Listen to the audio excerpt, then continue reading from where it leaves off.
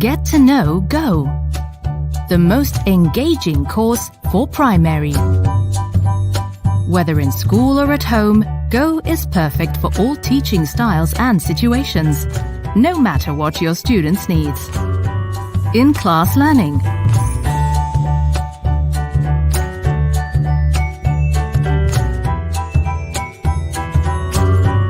blended learning,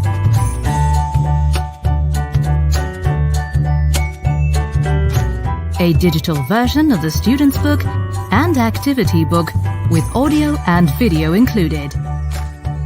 Fully digital learning. Fully interactive and trackable content for learning platforms. Go supports you, whatever your situation. Are you ready? Go.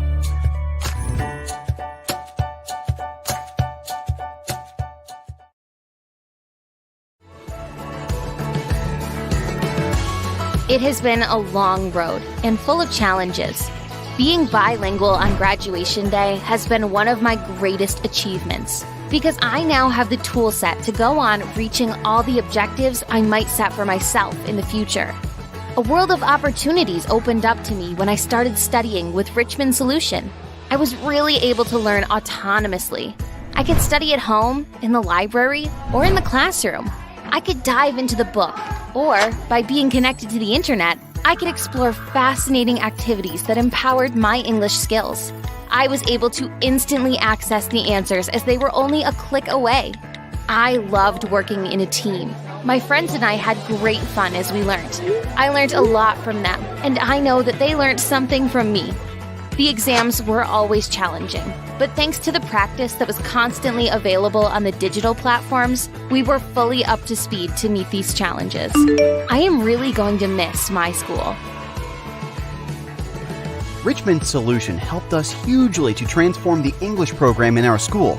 We have now got the best tools to guarantee the best learning. Let me show you. Part of the process gives us access to a coach who builds our confidence, as well as training courses to better our abilities and to continue our improvement. Yes, good teachers are always keen to learn more. As we live in the cloud, as we say in this connected world, we have digital resources to improve our classes and which allow our students to learn from anywhere in the world, even quite literally in the clouds if they are on board an airplane. Through the Richmond Test Manager and Learning Analytics, we have a variety of possibilities to test, validate, and monitor students' progress. It is amazing to be able to see how your students are learning and to have the evidence of their learning at your fingertips. This really does make us very happy indeed. Richmond Solution is a solution designed for you.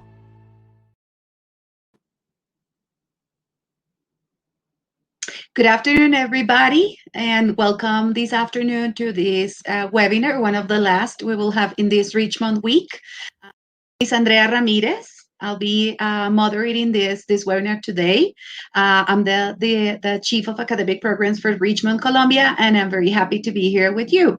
So before we get started with our host today, I would like to make just some announcements, just a reminder for you. That we have our richmondweek.com website where you can check all the information on the different resources we've prepared, such as videos, infographics, articles. And you can also access the latest version of our Ruta Maestra, which is very interesting. Lots of articles to read on language learning and teaching. Also, let you know that you can access the other webinars we've had this week in the same website. You can have a look at what the other experts discussed throughout the week. We're coming to the end of the week. Today we have Dr. Carol Johnson. I'll be telling you a little bit about what she will be discussing today in a bit. And tomorrow we have our last webinar with Nicolas Dantas at 4 p.m. Very interesting for those of you who are interested in getting information on English programs and how they can be really successful. Well, thank you very much, everybody who's here. I'm seeing people from Pereira, from Arjona, Bolivar. I checked. We have people from Medellin. Thank you very much for joining us. Gimnasio Obregón, welcome. Colegio Teresiano de Bogotá, welcome. Liceo Creativo Mendel, welcome. We have also people from Guatemala. So we have people from other countries, and that's the good thing of this virtual environment. We have the chance not only to connect to people here in our country, but to other countries and expand this world of English language teaching and learning. From Barranquilla, Colegio Hermana Virginia Rossi, welcome. Thank you very much, everybody, for being here. Remember, we want to see your comments in the chat box. We want to see your questions. We're asking you to please make really good questions for our expert today. This will be a very insightful webinar. We will have a lot of information that will be of use for your practice as teachers, as coordinators, as all of us work in education, and all this information is very, very enriching. Okay, so with no further ado, I would like to introduce you to our presenter today, Dr. Carl Johnson. Dr. Johnson is the National Educational Officer for Renaissance, and she's an expert in not only language teaching, but also language acquisition. Throughout her webinar today, she will be discussing two very important things. On the one hand, she will be talking about project-based work, and also what about extensive reading. So she will be talking about those two things that are very important, those two approaches that are very important for our learners. So, Carol, thank you very much for accepting this invitation, for being here with us.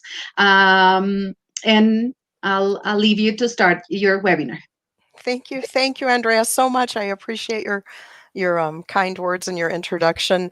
And I'm so happy to be here with everyone. I thank you for being here today, and for the opportunity to engage with you in this topic that is so important to all of us.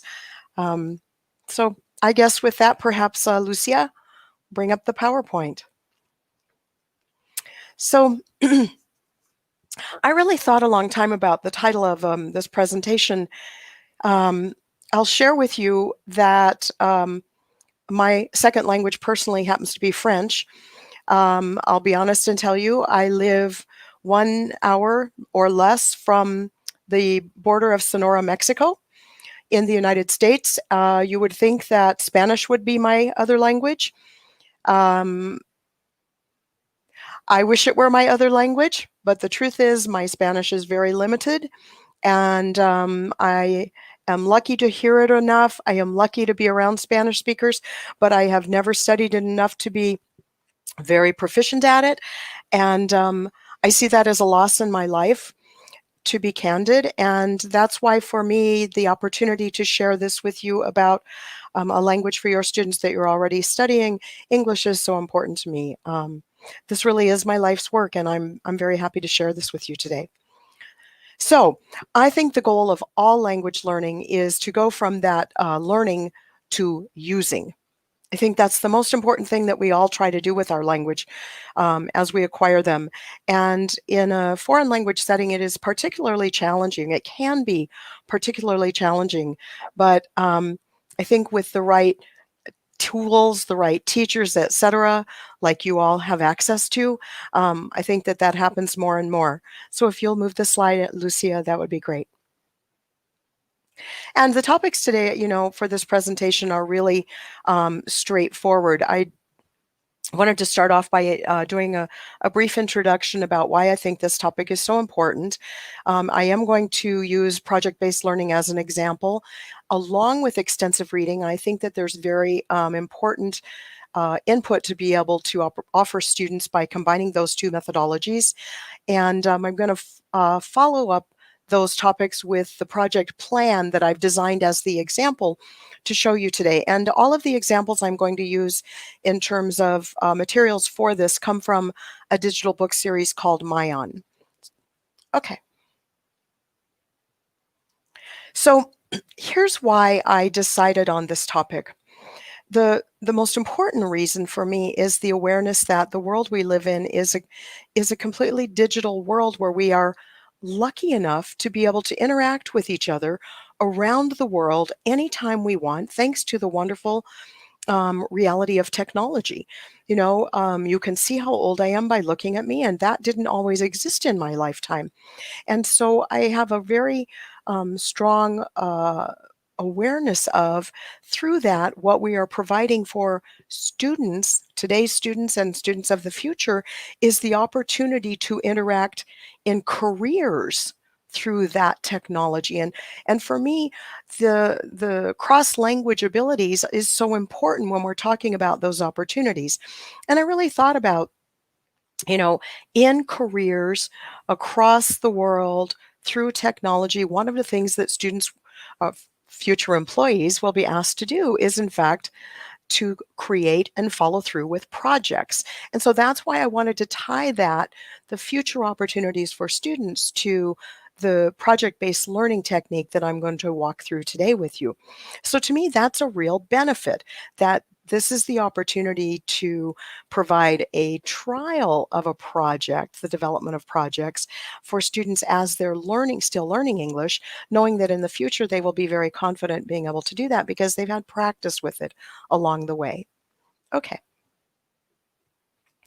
So I thought maybe I should bring up a definition of project-based learning. And as we can see on the screen, this is not a new topic. According to Brophy and Allerman, project-based learning is outcome-based. It takes students through activities beyond input, like reading and listening, to learning, practicing, applying, evaluating, any of those things in terms of responding to content. Here, of course, we're talking through school, we're talking curricular content, but in the real world, in the future for them, it will be in context, of the job that they will have, the career that they will have. And this in itself, to me, is the ultimate in taking students from learning English to using English. Okay. I see this as the biggest challenge when doing project-based learning: the ability to provide adequate, comprehensible input to students before asking them to be productive in their language use to actually produce a product, an outcome. Okay. So I went back to Krashen's work and said, okay, well, what do we do? What do we say about comprehensible input? Well, of course, we know from his work that comprehensible input is really how we acquire language. We acquire language and develop literacy when we understand messages. That means the input. And that is when we understand what we hear and what we read.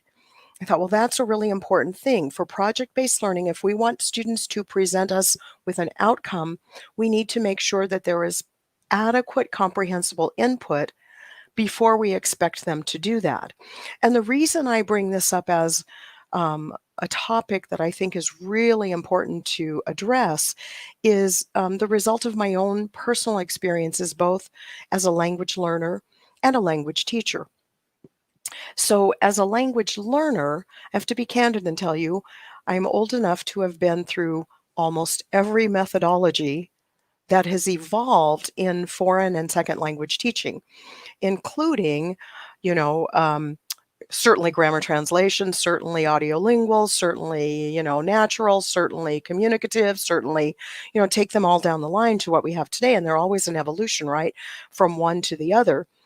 And through that, I have learned myself as a learner perspective on which of those led to what outcome for me personally.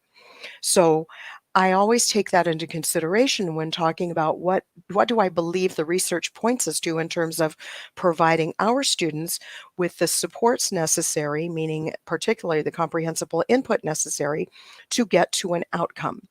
Now, that was my experience as a learner, as a studier of this field in general. Candidly, as a learner of French, I remember being asked over and over in classroom settings to, talk in a group about a certain topic. And it never failed. As a group, we would try really hard to talk about a topic. And within 2 to 3 minutes, we would break down and be back in English. And that was literally because none of us had enough French to talk long enough about a topic or to stay on topic. Okay, so we were giving it our best. So many years later, I go through, school, graduate school, all of that, and I am now teaching English to students. I'm certainly not teaching French because candidly, you don't want me teaching French, but I'm teaching English to students. And at this point, I am doing in the classroom exactly what was done to me, to be honest and tell you that. So I would set up, these activities that I thought would just be, so meaningful for my students. And I would ask them to go in groups and discuss for blah, blah, blah, and never failed. 2 minutes or less, and they would all break down into their native languages. And it took me a long time to be introspective myself about it. I really spent a lot of time thinking, well, I just didn't set the activity up right, or they're just not trying, or, you can see that was not a very introspective way to behave. But I was really struggling with what is the right thing to do to support my students along the way so that they actually get to the point where they have an outcome that they can do and they know they can do it. And that to me is a really important concept. It took me a long time to grasp, and that's why I'm sharing it with you today. So before I ever ask a student to do an outcome, I make sure first the support is there. And in language support, I'm talking comprehensible input. Okay. So why did I choose extensive reading? Well, the first is there's a lot of research on it, and it's really commonly used in many classrooms. And it's a flexible way to provide input, very flexible.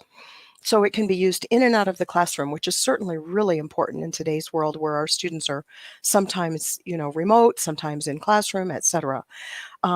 What I like about it, instead of these little paragraphs, is that if we do it right, it provides our students access to longer texts or books. But the third thing that I think is really critical is that, yes, of course, we're talking reading, but we are talking very specific reading. We are talking, number one, reading at the right level with comprehension, and a lot of it. And none of that says, with a dictionary. And that's another point I would like to bring up today because, again, as a language learner and as a language teacher, I've spent so many years using a dictionary myself in attempt to read and providing dictionaries to my students in an attempt to support them to read. And I know dictionaries have a place. Please don't misunderstand that. But what I discovered for myself and my students was that if I had to look up words over and over and over within the same paragraph or the same page, I really wasn't reading. I was looking up words, and I was losing a complete sense of the flow of what I was reading. So for me, that's why this description of extensive reading is really important. It really means at the right level for the student so the student can engage with it. That means comprehension, means being able to understand it without living with a dictionary. And it means a lot of it so that there is, in fact, the opportunity to engage with a lot of words, which provides the opportunity not just to learn what one is reading, but to learn more vocabulary in a controlled manner from what one is reading. And those two things really help move a student forward, I find, with my own students. Okay. So here's what the research says is the real benefit to extensive reading. It says that it's an effective and promising way of developing foreign language abilities. Absolutely. And it develops good reading habits that build up knowledge of vocabulary and structure. Those, again, are really important things for us to do to facilitate so that our students move forward in language. Because, again, at the end of the day, one of the things I never lose sight of is the real goal for students learning English or any other language, but here we're talking English, is to be able to use that language in the career of their choice. Okay. So here's something that the research tells us about the application of this methodology in the classroom. According to the research, and there's a lot of it, but I've picked what I think is really critical to know in terms of the application or in the classroom. And that is the implementation in the classroom. Number one, Reading comprehension improves when students read just above and just below their language ability. So just above and just below. The second is listening while reading actually is even better than just reading alone. And I think those are really two important research pieces that we want to make sure we apply in an implementation of this kind of methodology in a classroom. And so I'm going to show you how. So here's what I did. I imagined students in a classroom, children. You can see I imagined children. And I decided that the theme for this project-based learning that I'm going to show with you is actually dinosaurs. You know, lots of little kids love dinosaurs.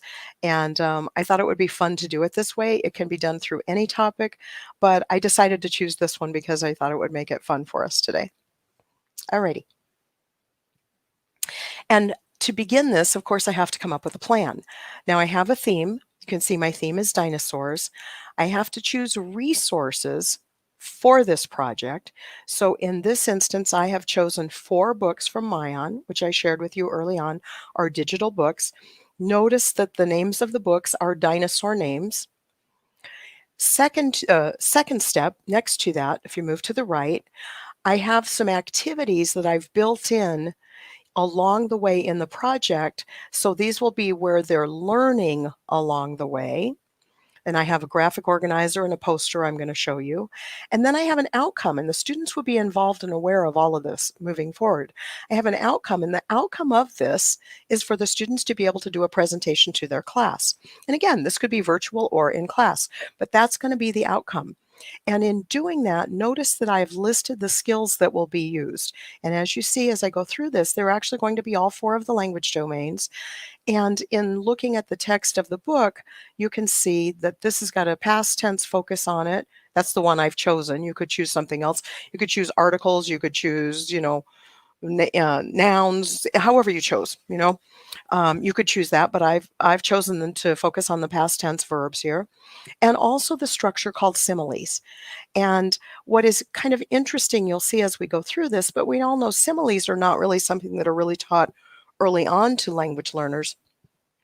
But by exposing them to the right input at the right level with comprehension, they actually can then learn similes indirectly by reading them in context. Okay. So the resources that I've picked, I want to remind you that they are Mayan books, they are digital books, but more than that, they are actually authentic books. They are books that were written for native speakers of English. And we all know that that can be very challenging to do, to use native speaker books for our language learners. And I'll share with you, in fact, when I was teaching English to adults, it was very common for native speaker children's books to be in the classroom for the students. The understanding or the belief by those who put them in there was that those are very simple books and that certainly, you know, early language learners could read them. I actually found that not to be true. I found them to be very complex. They tended to be fiction books, and in you know, authentic materials of fiction are very complex, even for very young students. And as an example, there were usually many, many books that were something like Grimm's fairy tales. You know, and the language in those, the vocabulary in those, et cetera, is very complex for early language learners. And in all essence, adults, particularly adults learning English in the US who are coming as immigrants, are learning it for a career. You know, they're not learning it for entertainment. And so not only were the books complex, but they weren't materials that could be applied to their lives. And so to me, that's another thing along the way, considering who our students are, where they are, what would be meaningful to them is really important. And since I envisioned for this presentation children, that dinosaurs would be okay. Alrighty. So here are the books I chose, and I actually have the covers of the books there for you. And I'll share with you, actually it's kind of small on my screen, so I'm going to move forward a little bit. But the books I've chosen are Velociraptors, Diplodocus, Brachiosaurus, and Triceratops. Now, there are a couple things I want to share with you about that. The first is 3 of those I did not know how to pronounce until I heard them. These books are digital books and they come with audio with them. I had no idea how to pronounce those words myself until I heard them. And that's one of the beauties of digital books. They usually come with auditory resources, and that's a really important thing. And so for a native speaker, it's kind of embarrassing to admit that, but for a second foreign language learner, for them to be able to be exposed to these multi-syllabic words at an early level when it's something that's meaningful to them, and again, I've just chosen this topic, but you can choose another, is a huge thing. So Velociraptor is very multisyllabic, and where you put the accent matters, all of those things we all know as language teachers. So for me, this was a really immediate benefit that I realized myself that would transfer over to students. These books are actually lower level books, and the numbers below the book covers are not part of the book covers. They actually are a leveling system called Lexile. That's what the L stands for. And what that number tells me is essentially those are books that would be read by lower elementary students. So that's essentially what those mean. But I wanted to show you that in case anyone had any background in that already. But for me, this is a means of, again, choosing input at the right level, knowing my students. Okay. So Velociraptor, what I'm going to do here is actually show you some of the pages from the books and give you an idea of how the students first would move through the books. So you can go to the next slide. This is one of the first pages in the book because books always have that front matter, first. But I want to share with you this page. Now I've captured a screenshot. I'm not going to do any demoing or anything like that. That's not the purpose of this. But with these books, I'm asking students, and they will know in advance, to do 3 things. I'm asking them to listen to and read the books. I'm asking them to highlight words they don't know, which will be very personal. Realize that. I don't know which words they know. They will know which words they know. And I'm asking them to use another tool. All of these are tools in a digital book. I'm asking them to use another tool to create a personalized dictionary for themselves. And that's what you can see on the screen. On the left in the speech bubble, you can see those 3 points. And on the right, you can see the dictionary has been created. And the student has chosen, in my sample student, to highlight the words you see, reptiles, snakes, crocodiles, and lizards, and added them to the dictionary. Now, a different student may choose different words, or students may look at those and say, well, I know those words. Those are cognates. I don't need to add those words. But the beauty of this is real support for the individual student and a meaningful way to interact with the new vocabulary that they may be getting or practicing if they already know the words. Okay. The 4th thing that I'm asking students to do is to use the Post-it note feature and to start collecting information for their presentation. And that's what the student has done here. Now, remember, in the plan, the students are going from reading the books to some very specific projects, learning projects they have to do. And one of them is to fill out a poster, okay? Because the poster is going to become the support for the presentation to their classmates.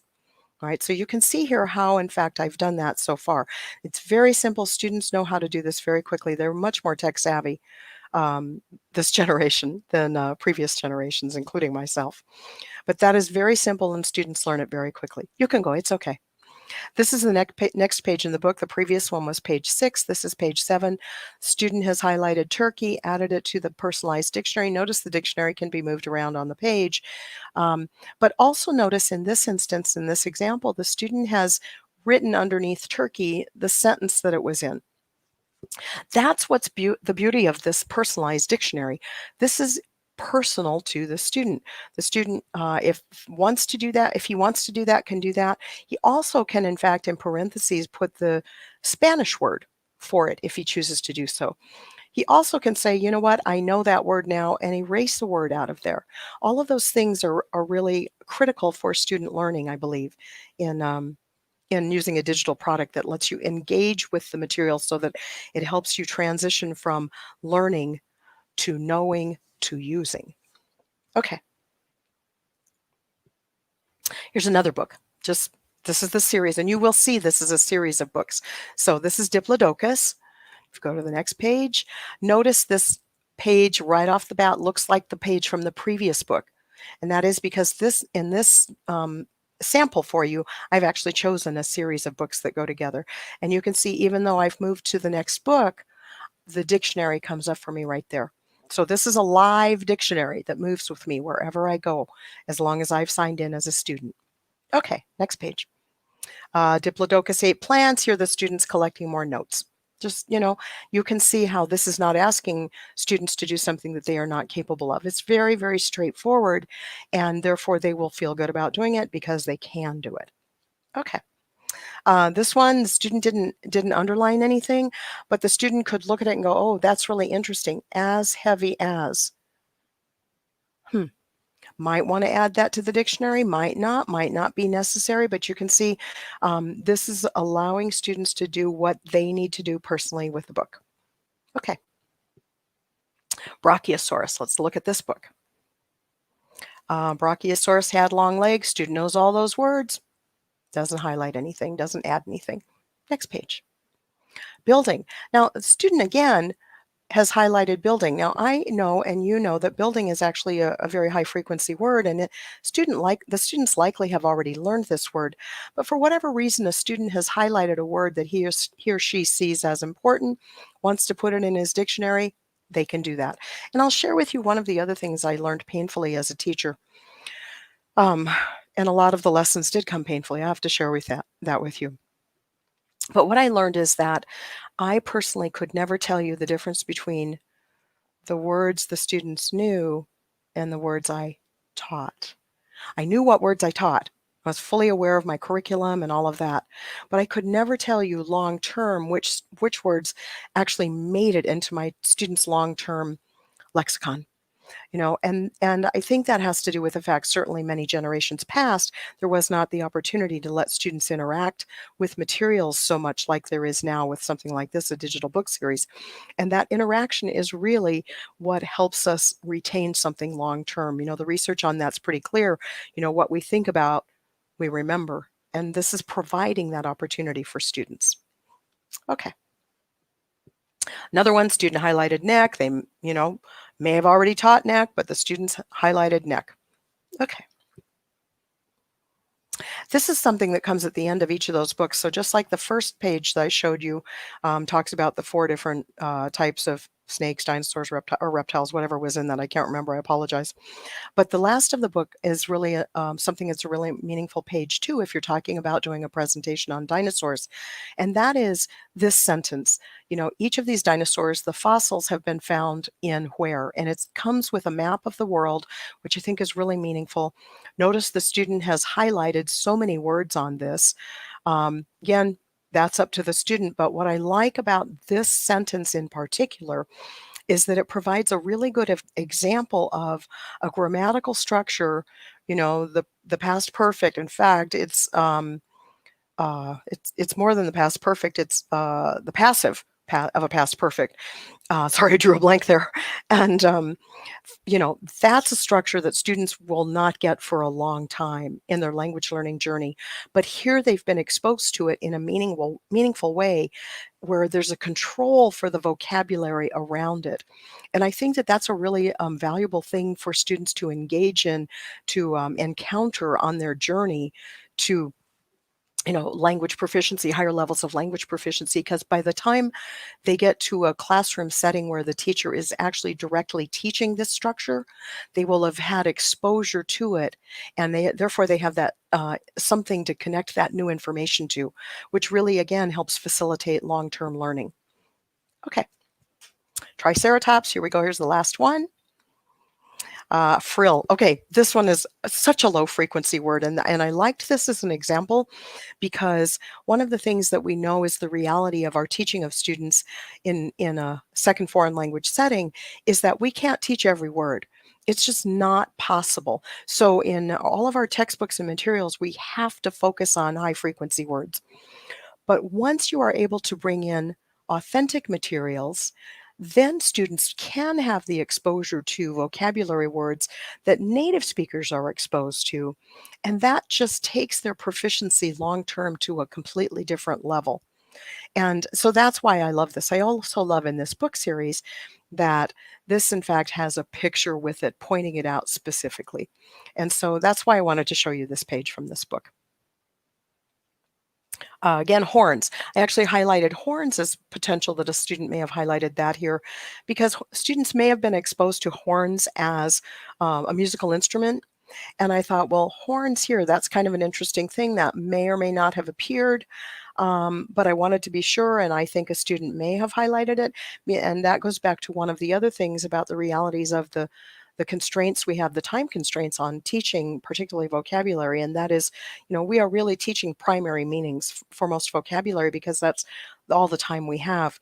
But this again offers the student the opportunity to engage with a secondary or even tertiary meaning of the word. Again, a word that a native speaker would know, and it's not like this word is hard. You just have to be exposed to it.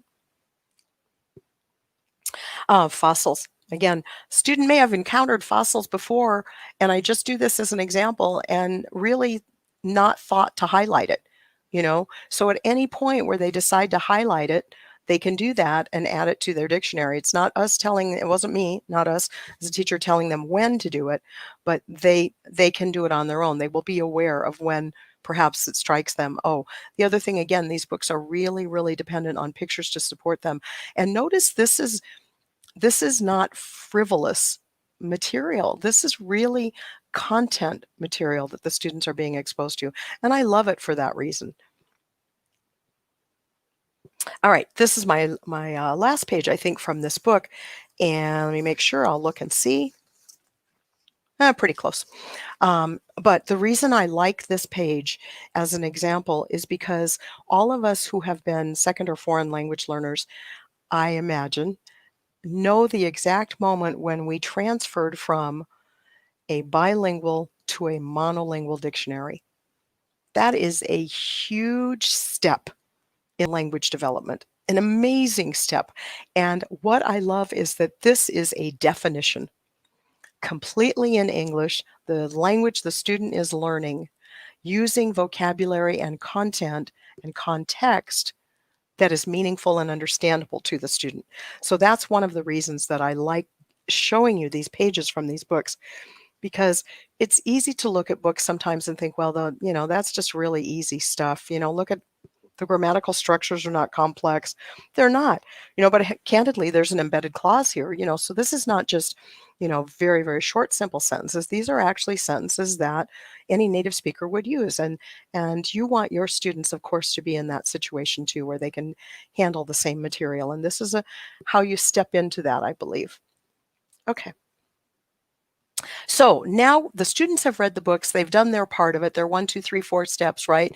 Listen to and read, highlight words, make a dictionary, and collect information using the Post-it note. So let's look at what they're going to do with that, how they're going to learn from it.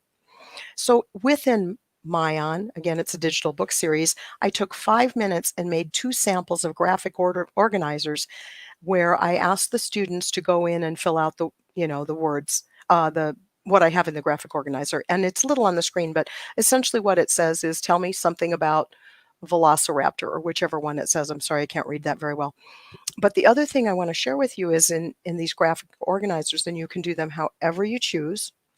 It actually is the opportunity right then for you, the teacher, to do thank you, Lucia, to do formative assessment. So notice that if I had made grammatical mistakes there, or, wrong verb tenses, or, spelling, anything, you as the teacher can quickly check in. And this is digital for you too.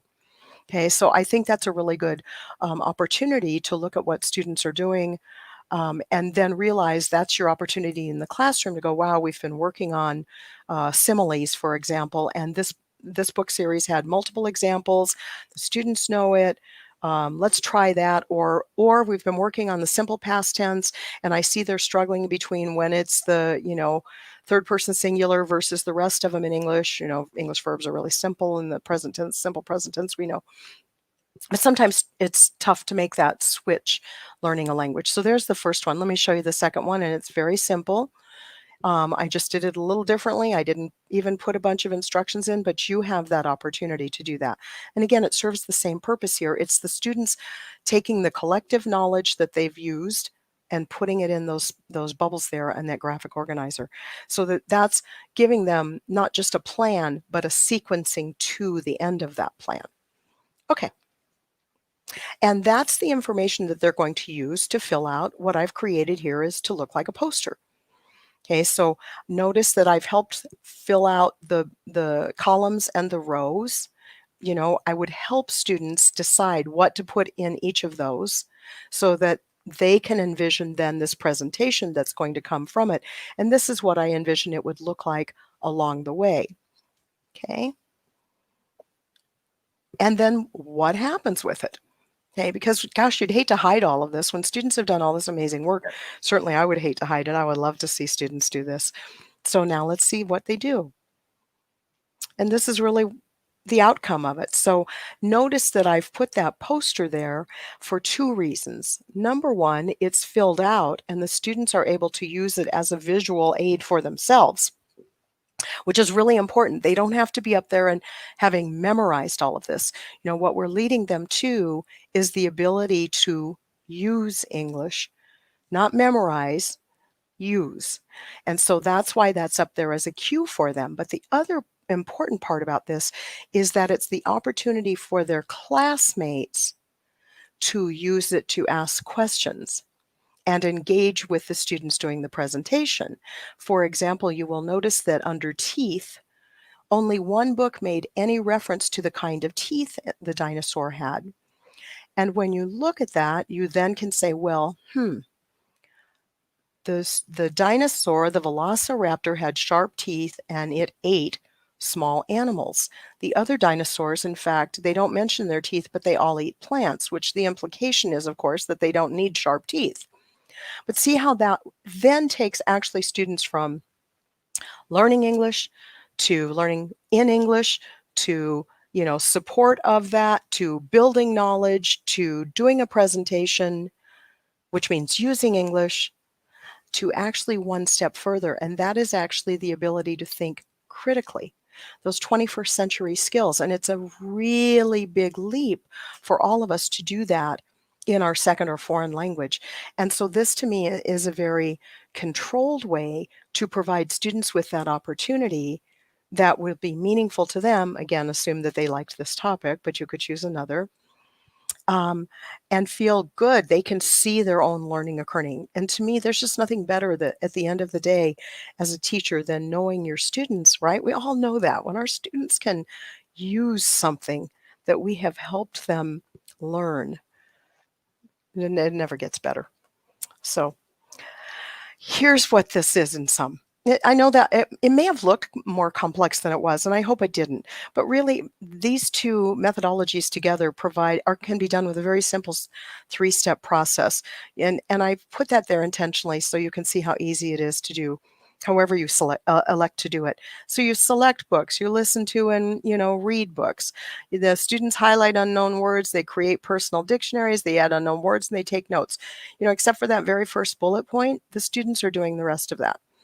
Then you move to the projects, and in the projects, then they use those notes. So see, everything they've done in the first step is then to be used in the second step.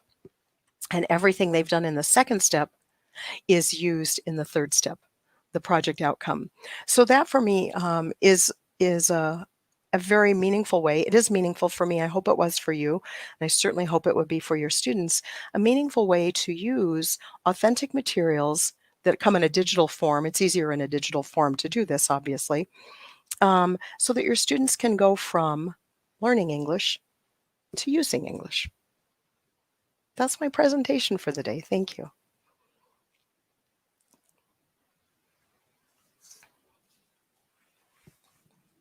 Thank you, Carol. Thank you very much for all those interesting ideas on how to use Mayan. I've gone through the comments in the chat, and a lot of teachers say how much they love Mayan. Oh, thank you. How many possibilities it has given to them.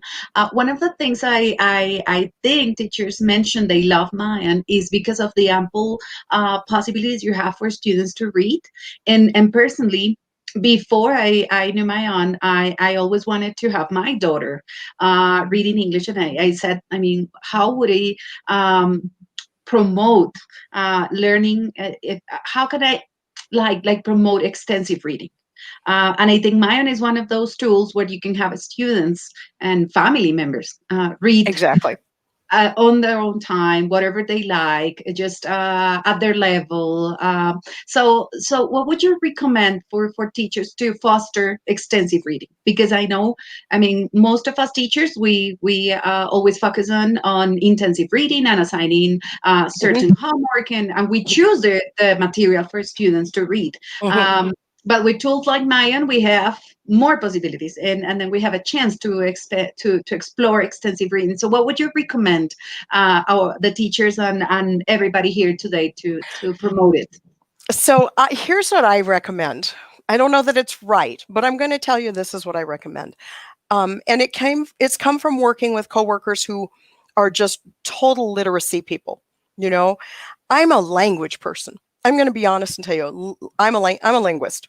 You know, so for me, there's just nothing better. My first focus is always, what do I do to help foster language? And then reading comes from that. So with what I ask people is not, what do you like to read? Because especially with children, I often get, I don't.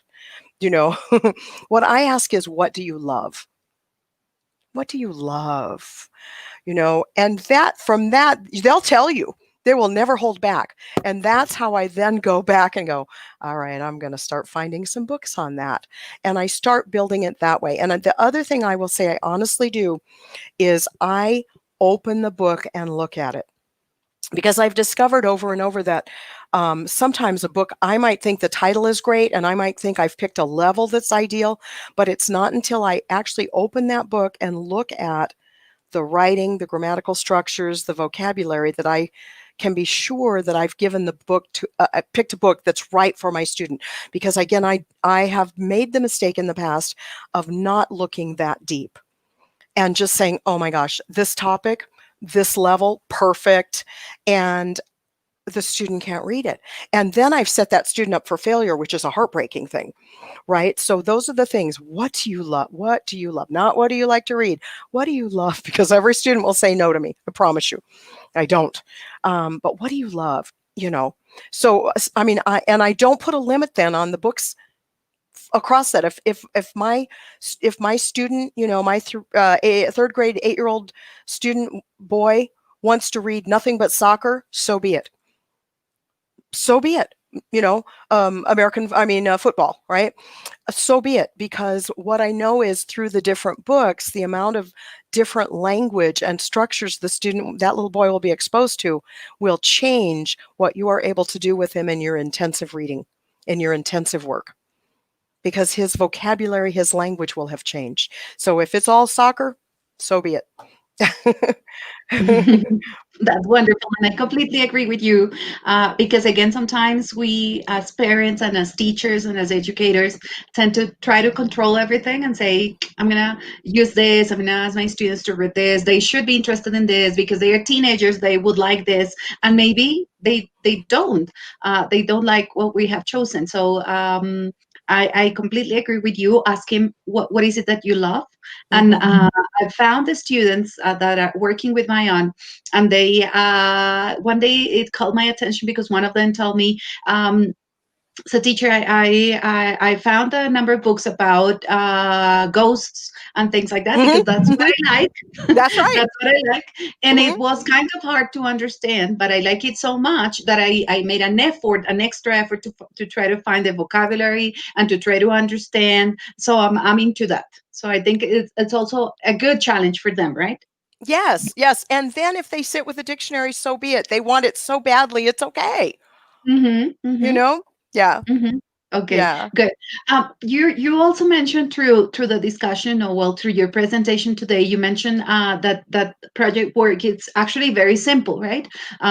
You describe it throughout your webinar, and in the end, you showed us a very clear slide with a very clear process. But sometimes teachers get tangled into trying to planning and trying to create a very extensive project for the whole year and trying to make it demanding and interesting at the same time. So what would you recommend teachers when they start? Most teachers have tried to work with project work. Some of them love it, some of them have found it difficult, challenging. So what would be your recommendations if we were to start working with project work? Number one, don't be afraid to put the load on the students. Get them involved. Do you know what I mean? Because here, I of course imagined dinosaurs, but I wanted this. I always want the students involved up front. Number one, in the topic. Okay, because the project is going to be about something, right? So number one, that's the first one. Keep them involved all the way. Number two, the load has to be on them on the first part of it. You can't, realistically, you don't have time to read all these books to students, and you don't want to. This is really, it's not just teaching them, it's helping them see that, oh my gosh, I actually can do that. So when you put them in charge of learning the vocabulary, and the first thing before learning the vocabulary, we're only asking them first to listen to and read the books. That's it. That's the very first thing we're asking them to do. And then when you say to them, if there are words you don't know, you highlight those. I want you to highlight the words you don't know and make a dictionary. It's all for you. And I think that when we do it that way, and that is, we focus on what's in it for them first, and they bear a lot of the responsibility, then we as teachers are not in the position of trying to manage, 15 different projects in our classroom, because it's just, we can't. It's just not realistic.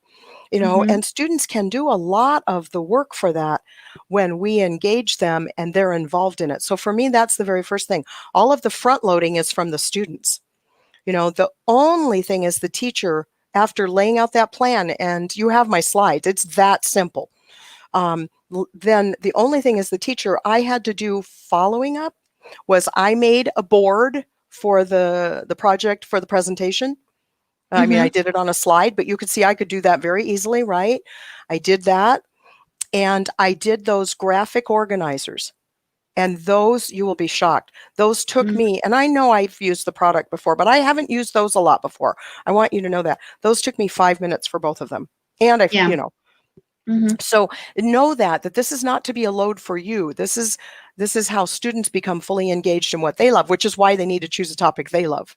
I have a question from Clayder Trejos. He's asking us, he says extensive reading is the key. However, I would like to know in which cases I can ask my students to work in groups, and in which ones I should ask my students to work individually. Well, I mean, that's kind of up to you. If you have, I would argue, again, this is back to what will keep students engaged. For me, that's the thing. If it's something they love, they will stay involved in, they will learn from it, and everybody will benefit. So if you happen to have, I think group is better for this. I really do. I think that they learn from each other, and they certainly use more English together, doing that too. But I suppose, I imagine, no question, every one of us once in a while has a student that just is interested in something that nobody else wants to be a part of. In which case, then I guess we would have an individual one. But we would have to have that conversation saying, you understand, you're the only one that wants to do a project about, volcanoes or whatever, whatever it is. Yeah. So you have to bear more load. Yeah, it also depends on the activities, the kind of activities you plan, and how you want your students to interact, and also think about the skills, like the skills you want your students to develop. And if you're thinking about lower order thinking skills or higher order thinking skills, and maybe you need your students to work together to create something, so that is an area they will work as a group. And well, then it's a number of things you have to consider. And there's one other thing, and you made me think of it, and that is, if they are working individually, they don't have the same opportunity to speak, to practice speaking to each other. To be honest, and that's one of the build-ins. It's, it's so hard. At least it's always been for me, both as a learner and a teacher, to get myself and to make my students stay in the target language. And this is kind of a natural into it, instead of us, hey, stay in there. you know? It is, Carol. Actually, Hmm. I was going through another question here. Ivan from Ivan Pereira is asking us how to make students get interested in speaking English in a town where people don't speak English. And actually, one thing that caught my attention from your presentation is that usually we focus on reading and we think it's will be reading and probably writing, right? That's how we Hmm. associate Hmm. skills. But you mentioned four of them, right? Like you will be promoting four skills. So that's very common in Colombia, at least, and in our Latin American countries, where there are towns, even in Bogota, in our capital city. It's not easy to find places where people would Right. use the language, so exposure to the language is limited to the classroom or to whatever we as teachers do in class. So what could you recommend? I mean, you're close to you mentioned your experience living closer to Mexico, Hmm. and you're interested in learning Spanish eventually. So what could we recommend him? Well, and that's, that is the biggest challenge, just to be honest, in a foreign language versus, I'm in a second language setting, really, because Hmm. of where I'm fortunate to be surrounded by native Spanish speakers also. So I do speak some Spanish. I can get around, but it is bad Spanish. I mean, I just be honest. It's not, it's enough to survive, but it's not Spanish I would be really proud of. Um, and it's even harder in a situation where you really can't step out of the classroom and hear the other language, right? So it's even more important that in the reading that you really not just read, but that's why that listening with it is the critical part, because listening actually is the foundation for speaking. Hmm. And it's really easy to explain that. It's that children who are deaf do not produce oral language. Hmm. They don't hear oral language, therefore they can't produce oral language. And so Correct. the extent to which we have opportunity to hear what's comprehensible to us is Hmm. is a biggie. And that's why with these books, if you select the books that are at the right level, Hmm. then you provide them with that opportunity. I'll share with you in that. So I've had lots of experience now with Mayan in many other countries around the world, where in Turkey and Hungary and China, and and they have the same challenge, right, for English.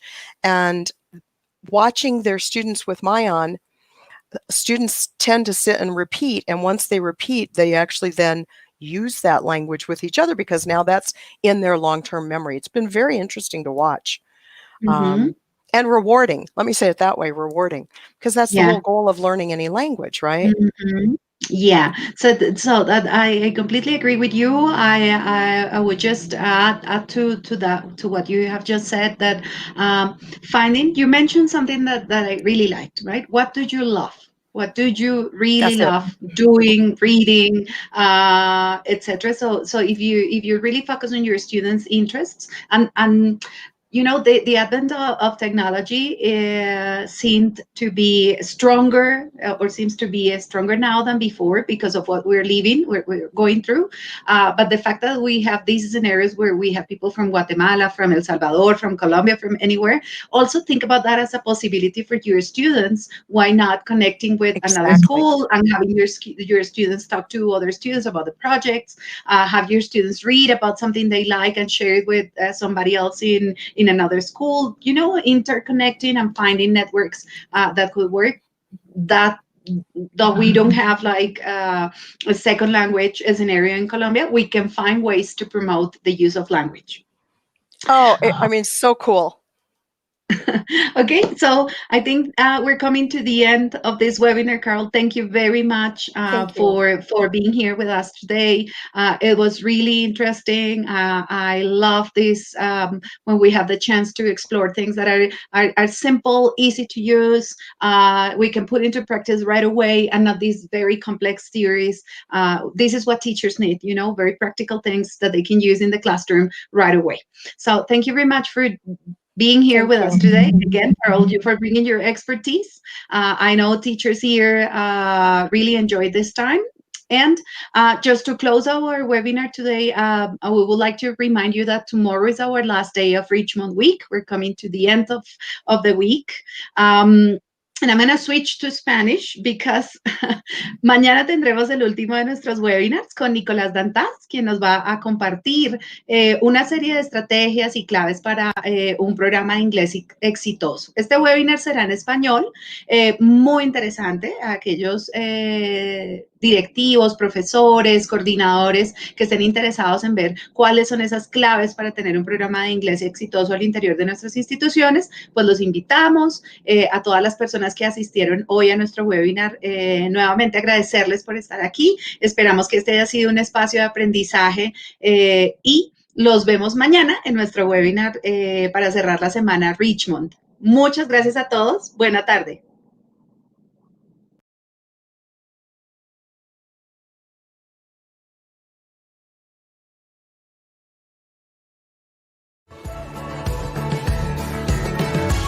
It has been a long road and full of challenges. Being bilingual on graduation day has been one of my greatest achievements because I now have the tool set to go on reaching all the objectives I might set for myself in the future.